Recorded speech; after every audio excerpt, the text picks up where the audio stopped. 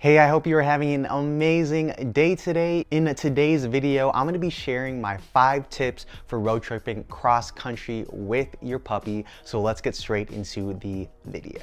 So if you guys don't know, Jackson and I, in literally 2 weeks, we are gonna be road tripping from Chicago to the San Francisco Bay Area, and that is around 32 hours of total drive time. So we're in for an adventure. This is not our first road trip.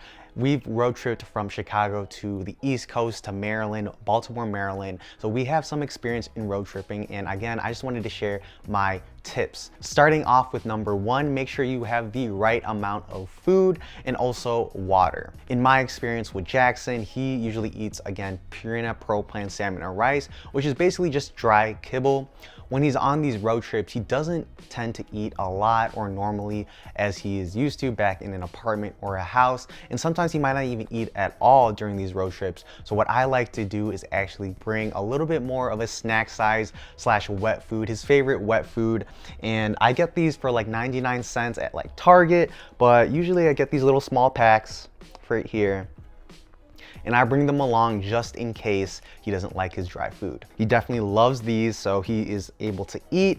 And at the end of the day, during this whole entire road trip, I want him to, of course, eat. So my advice is obviously bring your dog food, the regular dog food, but also bring something that your dog will absolutely eat no matter what, because at the end of the day, you want to make sure your dog is well fed and full during this entire road trip. Going off of the food, obviously, is water. And I have this little device. I've talked about this in a few of my videos before, but this little water traveling container is great. Jackson loves drinking out of this. It's convenient for me because, again, you just fill this up with water and then it's kind of like a little bowl here. And he sips this from here in the back seat. So I definitely recommend something like this. I also have a collapsible water bowl. It's in my car right now. So definitely bring something. And water bottles, I usually just bring water bottles and then fill this up as we go, and he definitely just drinks from that. So make sure every so often that your dog is drinking water and also eating. And then lastly, on this topic of food and water, Jackson loves these Dream Bone twists. There is no rawhide in this, so he definitely loves these. And again, at the end of the day, you want him to eat, you want your dog to be well fed. So I definitely recommend bringing snacks too, and obviously a no-brainer on that. Tip number 2, when you take breaks, not only do you want your dog to pee / poo, but also make sure that your dog gets some exercise during these breaks. Jackson, again, this whole entire car ride in the car is going to be 32 hours, and obviously in the back seat of a car there is not much you could really do to exercise / play, so he's going to be sleeping most of the time. So when I stop for breaks at gas stations or wherever it may be to get food, I'm going to be sure to take a couple laps around the gas station, around the restaurant, maybe even do some jogging, maybe some 100-meter dashes really quick, so that his body does get some exercise. If you happen to stop at a rest stop that has an open field, it's not a bad idea to bring a ball or a chew toy or even a frisbee to throw and play fetch with them in the field. Just make sure that your dog is trained off leash so that nothing bad could happen or he or she will get lost. Tip number 3, during our 32-hour road trip, we are going to be staying at a hotel for 2 nights. So I definitely recommend, as you plan and prepare for your road trip, make sure that the hotel that you are staying at is pet friendly. I believe most hotels are pet friendly. Just got to make sure and check in.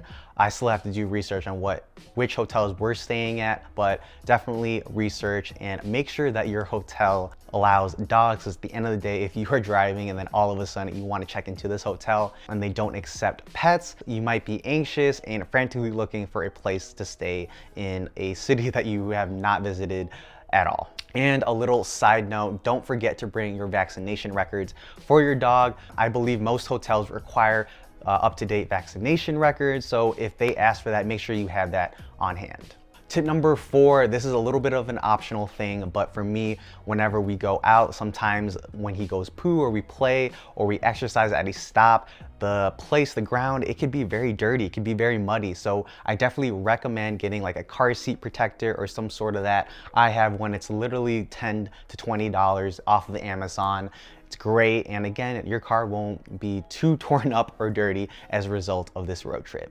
All right guys, so here is, I have to bring those in. Those are from the past apartment. But here's the car seat thingy protector that I have. You can see all the dirt that actually accumulates in your car. So I definitely recommend getting something like this. It literally just attaches to the top here, and then there's little slits here for the actual buckle if someone actually wants to sit here. But yeah, this is like $10 to $20 on Amazon. It does pretty well, so definitely recommend that. And lastly, tip number 5, most of our driving is going to be during the day, but if you are driving at night and have to stop somewhere, make sure that it is safe wherever you walk, wherever you exercise, because it can get very sketchy at nighttime around these areas. So I just want to make sure that you guys are safe and sound and that nothing bad will happen. Make sure to walk your dog in very lit places, by a lamppost or whatever it may be. Just make sure that you are cautious of your surrounding area, because at the end of the day, you don't know the area and anything can really happen. So just make sure you guys are safe and cautious of danger. But yeah, guys, that concludes today's short video. Jackson and I are very excited for this road trip. It's gonna be quite the adventure, and obviously and ultimately very excited to live in the Bay Area. If you have any tips or tricks or anything else in terms of driving across country or even just road trip tips in general, please leave them in the comment section down below. I would love to learn what's working best for you guys.